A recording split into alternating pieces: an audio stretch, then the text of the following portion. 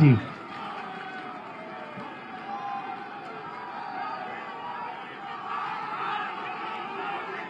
उत्तर प्रदेश विधानसभा के अध्यक्ष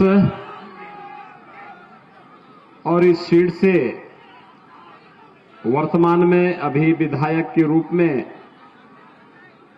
जिन्होंने एक शानदार पारी यहां पर खेली है, माननीय श्री हृदय नारायण दीक्षित जी, लोकप्रिय सांसद स्वामी साक्षी जी महाराज, जिला पंचायत की अध्यक्ष श्रीमती शकुन सिंह जी, भारतीय जनता पार्टी के जिला के अध्यक्ष श्री अवधेश कटियार जी, पूर्व जिलाध्यक्ष राजकिशोर रावत जी,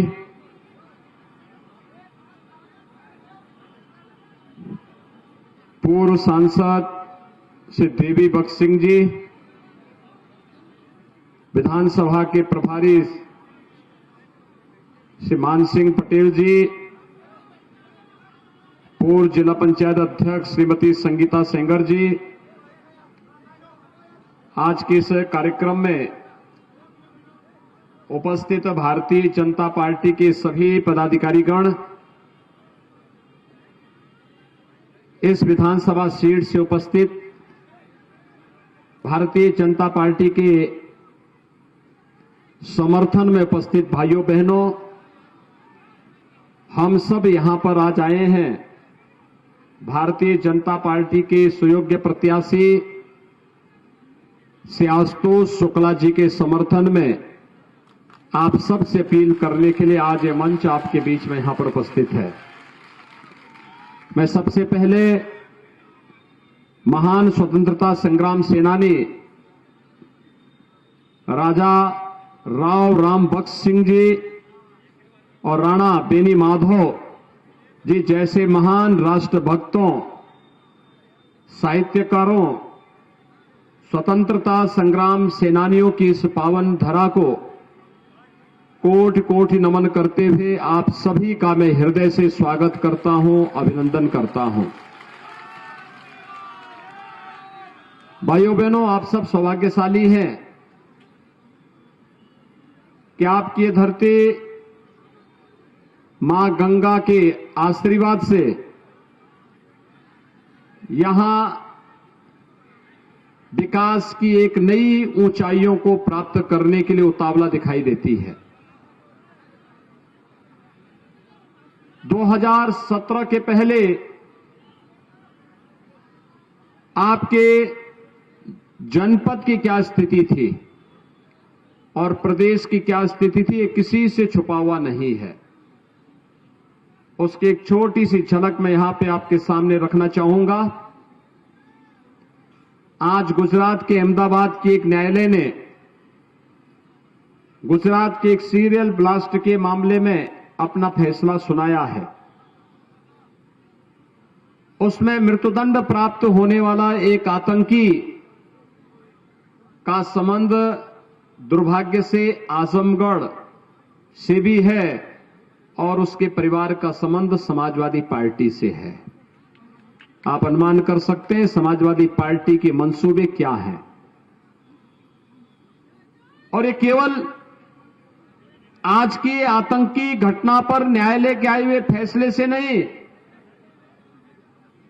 भाइयों बहनों, याद करिए 2012 में जब समाजवादी पार्टी की सरकार बनी थी तो समाजवादी पार्टी की सरकार ने जो सबसे पहला फैसला लिया था, उस समय उनका जो सबसे पहला फैसला था वह फैसला भी था श्री राम जन्मभूमि पर आतंकी हमला करने वाले आतंकवादियों के मुकदमों को वापस लेने का। काशी में संकट मोचन मंदिर पर आतंकी हमला करने वाले आतंकवादियों के मुकदमों को वापस लेने का। अयोध्या, लखनऊ और वाराणसी की कचहरियों पर आतंकी हमला करने वाले आतंकवादियों के मुकदमों को वापस लेने का। भाइयों बहनों, सरकार की कार्यपद्धति उसके नेताओं की कार्यपद्धति से बहुत स्पष्ट देखने को मिलती है। समाजवादी पार्टी की संवेदना प्रदेश के गरीबों के प्रति नहीं थी, किसानों के प्रति भी नहीं थी, नौजवानों के प्रति भी नहीं थी, प्रदेश की महिलाओं के प्रति भी नहीं थी। उनकी संवेदना केवल और केवल पेशेवर अपराधी, माफिया या आतंकवादियों के प्रति थी। और चाहे वह 2012 की घटना रही हो और चाहे वह आज न्यायालय के द्वारा फांसी की सजा प्राप्त होने वाला वह आतंकी हो, जिसके कारण दर्जनों लोग गुजरात के अंदर मारे गए थे। ये दोनों घटनाएं इस बात को बताती हैं कि समाजवादी पार्टी का साथ आतंकवादियों के, समाजवादी पार्टी का हाथ आतंकियों के साथ, ये उनकी स्पष्ट झलक हम सबके सामने प्रस्तुत करती है। भाइयों बहनों, सुरक्षा के बगैर विकास निरर्थक है। अगर सुरक्षा ही नहीं है तो वह विकास हमारे लिए किस काम का?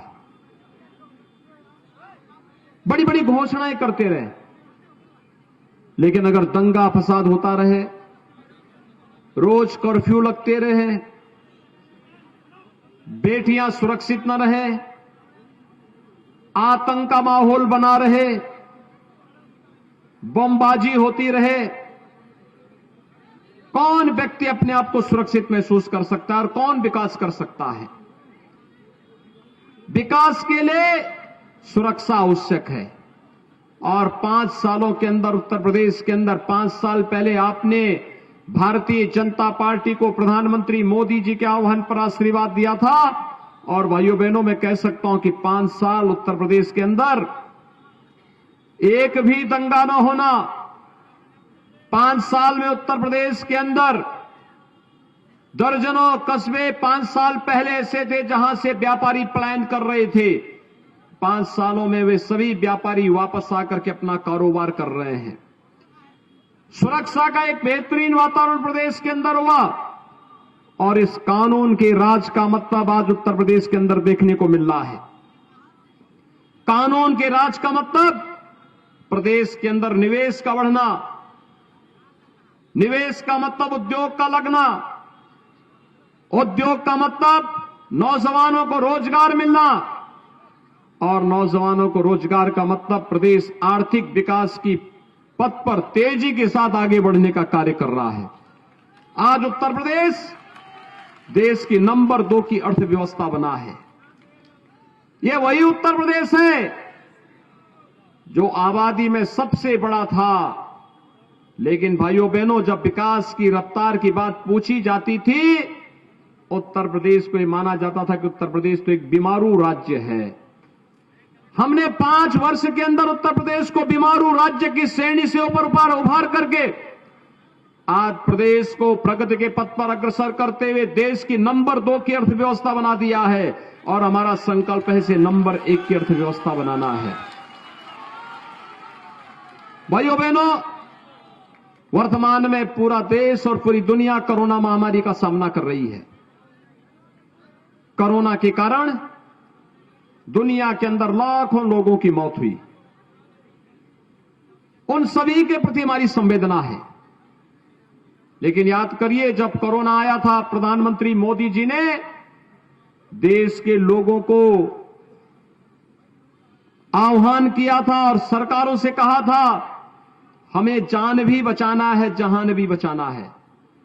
और भाइयों बहनों, कोविड प्रबंधन का कार्य कैसे होना है? फ्री में टेस्ट, फ्री में उपचार, फ्री में वैक्सीन, सबको वैक्सीन तो आप लोगों ने भी ले ली होगी ना? कितने लोगों ने वैक्सीन ली है? दोनों हाथ खड़ा करके मुझे बताओ। सभी लोग आप वैक्सीन ले चुके हैं, मैं आपका अभिनंदन करता हूं। और भाइयों बहनों, ये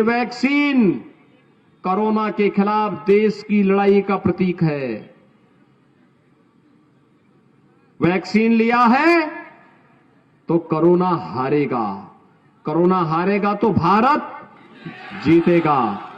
आपने भारत को जिताने का काम किया है, कोरोना को परास्त करने का काम किया है। लेकिन जो लोग वैक्सीन का विरोध करते थे, कहते थे ये तो मोदी वैक्सीन है, ये बीजेपी का वैक्सीन है। आज भाइयों बहनों उनको जवाब दीजिए कि अगर मोदी वैक्सीन और बीजेपी की वैक्सीन ही सही, अगर इसने जान बचाया है तो वोट भी बीजेपी को ही जाएगा। सहमत हैं? और भाइयों बहनों, कोरोना कालखंड में फ्री में वैक्सीन, सबको वैक्सीन के साथ ही हम लोगों ने डबल इंजन की सरकार है तो हर गरीब को डबल डोज राशन का भी दिया है, 2 बार महीने में राशन। भाइयों बहनों, आज तो आपको बिजली मिल रही होगी ना, मिल रही है? याद करिए, विधानसभा के अध्यक्ष जी के ही मार्गदर्शन में इसी उन्नाव की धरती से हम लोगों ने सौभाग्य योजना प्रारंभ की थी और इस सौभाग्य योजना के अंतर्गत 1,21,000 मजरों में विद्युतीकरण का कार्य हुआ। 1,43,00,000 गरीबों को फ्री में बिजली के कनेक्शन मिले और आज उसी का परिणाम है कि 24 घंटे बिजली आपके घर में, आपके गांव में चल रही है। ये बिजली 2017 के पहले भी चलती थी क्या? 2017 के पहले आती ही नहीं थी। आज तो बिजली मिल रही है ना। पहले बिजली की भी जाति होती थी, बिजली का भी मजहब होता था। ईद होगी तो बिजली आएगी, दीपावली होगी तो नहीं आएगी। मुहर्रम होगा तो आएगी, होली होगी तो नहीं आएगी। लेकिन 2017 के बाद स्थिति बदली है। होली हो या दीपावली, रक्षाबंधन हो या मुहर्रम, हर समय बिजली, सबको बिजली, पर्याप्त बिजली, निर्बाध बिजली आज पर्याप्त मात्रा में उपलब्ध कराई जा रही है। जो लोग बिजली नहीं देते थे, डार्क जोन घोषित करते थे, पूरे प्रदेश को उन्होंने डार्क जोन बना दिया था। आज वो कहते हैं कि हम आएंगे बिजली फ्री में दे देंगे। अरे जब बिजली नहीं देते थे, भगवान ने तुम्हारे यहां अंधेरे ही अंधेरे छाया हुआ है तो बिजली दोगे कहां से? भाइयों बहनों, इन लोगों के समय केवल दंगे होते थे, दंगों के खिलाफ किसी ने आवाज उठा दी तो उस पर झूठे मुकदमे हो जाते थे। कर्फ्यू रहता था, महीनों कर्फ्यू रहता था। पिछले 5 साल में आपने दंगों का नाम सुना यूपी में? आज दंगा नहीं होता है। दंगा होगा तो अगले दिन दंगाई के पोस्टर चौराहे पे लग जाएंगे। और इस बात के लिए लग जाएंगे कि ये घोषित दंगाई है, इससे सावधान रहिए। और अगले 24 घंटे के अंदर नोटिस जाएगी कि बेटा तुमने नुकसान पहुंचाया है तो अपने 7 पीढ़ी का लिख करके भी छोड़ो, इसकी भरपाई करो। तो दंगाइयों को मालूम है दंगा कर नहीं पाएंगे, संपत्तियों को नुकसान कर नहीं पाएंगे, राह चलते हुए राहगीरों से राजनी नहीं कर पाएंगे। और इसलिए दंगाई भी अब मौन है। लेकिन आज जहां कर्फ्यू लगता था वहां कावड़ यात्रा भी धूम धड़ाके के साथ निकल रही है। जिन बाजारों में बमबाजी होती थी, भाइयों बहनों, उन बाजारों में अब हर हर बम बम के नारे लगाते हुए कावड़ यात्री निकलते हैं ना। आज तो बमबाजी नहीं होती है ना। और यही तो मैं कहने के लिए आया हूं, सुरक्षा हमने दी है, सम्मान भी हमने दिया है, नौजवानों को नौकरी भी दी है, रोजगार भी दिया है और इसको और तेज गति से आगे बढ़ाना है। आज तो भाइयों बहनों, उत्तर प्रदेश के नौजवानों को स्मार्ट नौजवान बनाने की दिशा में प्रदेश सरकार ने कार्य प्रारंभ किया है। 1 करोड़ नौजवानों के लिए टैबलेट और स्मार्टफोन हम लोगों ने स्वीकृत किया है। 1 करोड़ नौजवान बंटने प्रारंभ हो गए हैं। समाजवादी पार्टी ने कंप्लेंट की है चुनाव आयोग से और हमने भी तय किया है, अभी 1 करोड़ बंट रहे हैं, अगले 5 साल में 2 करोड़ नौजवानों को टैबलेट और स्मार्टफोन देंगे। और भाइयों बहनों, टैबलेट और स्मार्टफोन का खर्चा किसी अभिभावक और माता पिता के ऊपर नहीं आएगा, इसका खर्चा भी सरकार उठाएगी।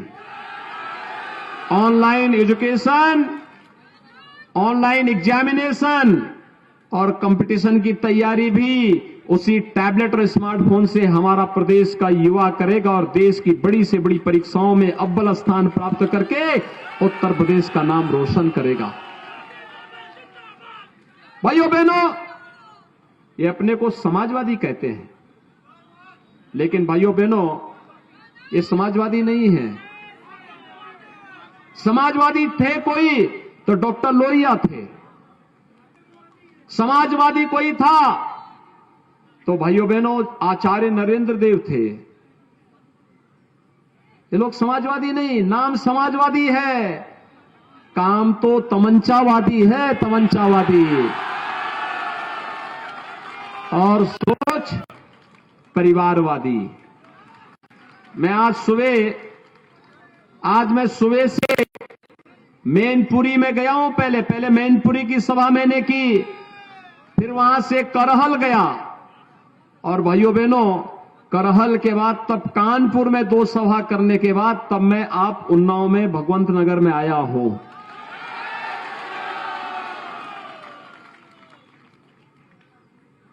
आपको आश्चर्य होगा, करहल में भारतीय जनता पार्टी जीत दर्ज करने के लिए पूरी मजबूती के साथ खड़ी है। देखा नहीं, कल आपने देखा होगा कि जिस दिन समाजवादी पार्टी के मुखिया को नामांकन किया, उस दिन उन्होंने कहा था कि मैं दोबारा करहल में अब सर्टिफिकेट लेने ही आऊंगा, उसके बीच नहीं आऊंगा। लेकिन जैसे प्रोफेसर एसपी सिंह बघेल प्रत्याशी हुए तो भाग करके 5वें दिन वहां पहुंच गए। फिर उनको लगा कि अब जनता के सामने झूठ की दाल नहीं गलेगी, तो कल वह नेताजी को भी लेकर के चले गए, मुलायम सिंह जी को। और मुलायम सिंह जी बेचारे मंच पे गए और मंच पे जाते ही उन्होंने कहा, ठीक है भाइयों बहनों, आप जो है करहल में जो काम कर रहे हैं अच्छा कर रहे हैं। समाजवादी पार्टी के नेता चिल्लाते रह रहे थे, कह रहे थे कि आप बोलिए ना इनको वोट देने के लिए। उन्होंने कहा नहीं नहीं, जिसको यहां की जनता जिताना चाहती जिता दीजिए। यानी उन्हें नाम भी नहीं मालूम था। आप मुझे एक बात बताइए, कोई पिता और कोई पुत्र का संबंध है तो पुत्र अपने पिता का पैर कहां छुएगा, घर में छुएगा या मंच पे छुएगा? घर में पैर छूने की जगह घर होता है ना। लेकिन देखिए क्या संबंध है, घर में बोलचाल नहीं होती, मंच पर दिखाने के लिए कि हम भी बाप का पैर छू रहे हैं। आपने दृश्य देखा होगा ना, कल देखा है। इस सच्चाई को जनता के सामने बताइए। और भाइयों बहनों, इसमें तो सबसे बड़ी दुर्गति उस बेचारे शिवपाल की हो गई है, जो प्रदेश का नेता था। कल बेचारे को कुर्सी नहीं मिली तो यानी सोफे के हत्थे पे बैठा हुआ था, सोफे के हत्थे पे। वहां भी कोई, मुझे लगता था कि वहां से पता नहीं कब कोई हटा दे। तो ये तो समाजवादी कुनबे के हाल हैं।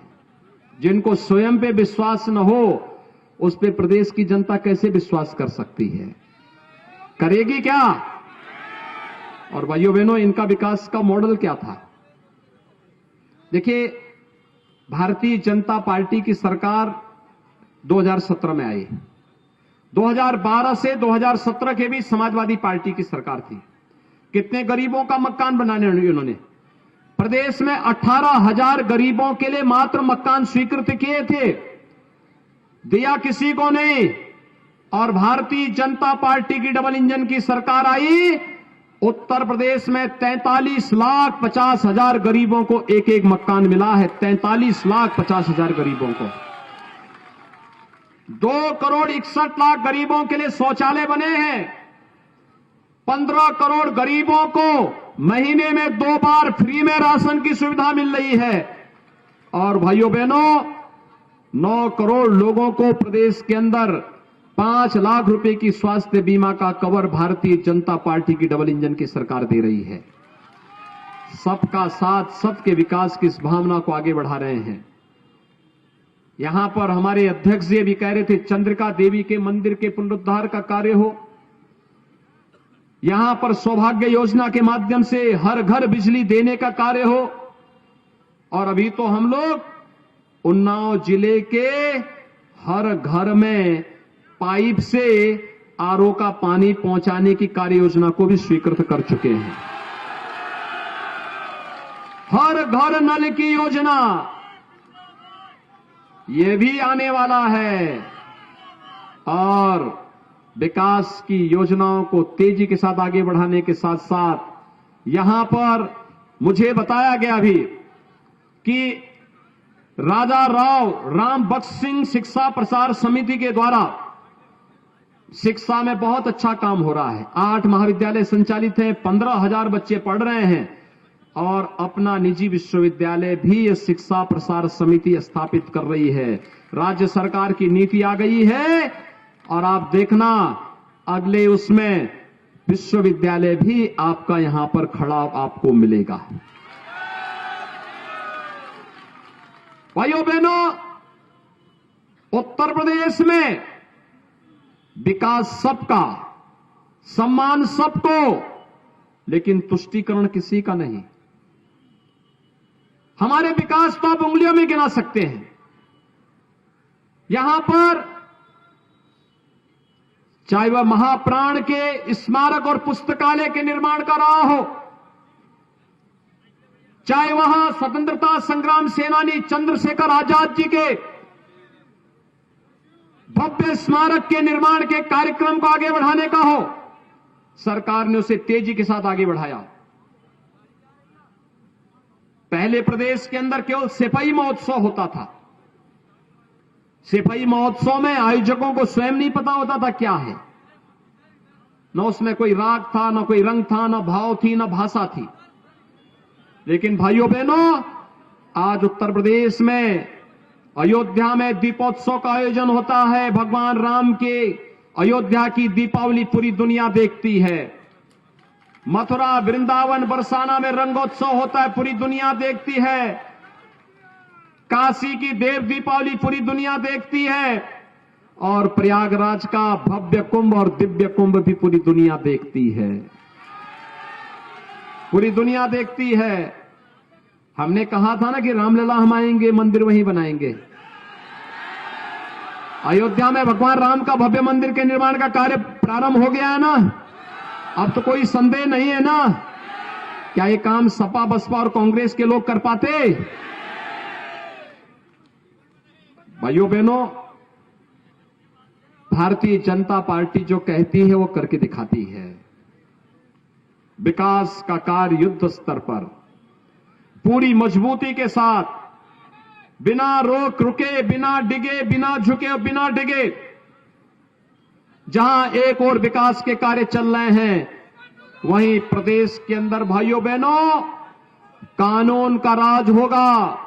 हर व्यक्ति को सुरक्षा मिलेगी, आपकी आस्था का सम्मान होगा। ये भारतीय जनता पार्टी ने अपनी जवाबदेही अपने ऊपर ली है, और इसीलिए मैं आपको आश्वस्त करने के लिए आया हूं। स्पीकर साहब हमारे दीक्षित जी यहां से विधायक के रूप में शानदार पारी खेले हैं। आज उनकी संस्तुति पर से आशुतोष शुक्ला को भारतीय जनता पार्टी ने अपना प्रत्याशी बनाकर के आपके बीच में उतारा है। उनका आशीर्वाद है, और से आशुतोष शुक्ला को आज भारतीय जनता पार्टी उन्हें एक नया दायित्व देते हुए प्रत्याशी के रूप में आपको उतारा है। एक तरफ दीक्षित जी का आशीर्वाद, दूसरी तरफ साक्षी जी महाराज का आशीर्वाद, दोनों के आशीर्वाद से और भाइयों बहनों यहां पर इस पूरे क्षेत्र के नागरिकों के आशीर्वाद से श्यास्तोष शुक्ला विधायक के रूप में उन सभी कार्यों को आगे बढ़ाएंगे जो यहां पर माननीय दीक्षित जी ने जिन कार्यक्रमों को आगे बढ़ाया था। और इसलिए विकास के लिए उत्तर प्रदेश के अंदर एक मजबूत सरकार चाहिए जो एक छड़ी में विकास को लेकर के चले और एक हाथ में विकास की छड़ी और दूसरे हाथ में बुलडोजर का स्टीयरिंग भी साथ साथ चल सके। इसके लिए मजबूत सरकार चाहिए। आप लोग सहमत हैं? सभी लोग सहमत हैं? श्यास्तोष शुक्ला को भारी बहुमत से विजयी बनाएंगे।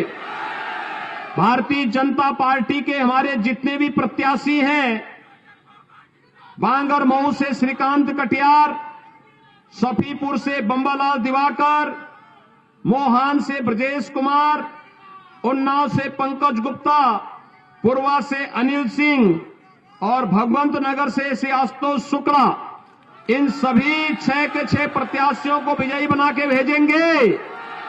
सभी लोगों को, सभी लोग सहमत हैं? सड़क के उस पार भी मैं बोल रहा हूं और पीछे भी बड़ी मात्रा में बड़ी संख्या में लोग खड़े हैं। वे सभी लोग अपना हाथ खड़ा करके मुझे आश्वस्त करें कि श्यास्तोष शुक्ला भारी बहुमत से विजयी बनेंगे। भाइयों बहनों, आप सभी तैयार हैं ना? मेरे साथ बोलेंगे भारत माता की, भारत माता की, भारत माता की। धन्यवाद माननीय मुख्यमंत्री जी।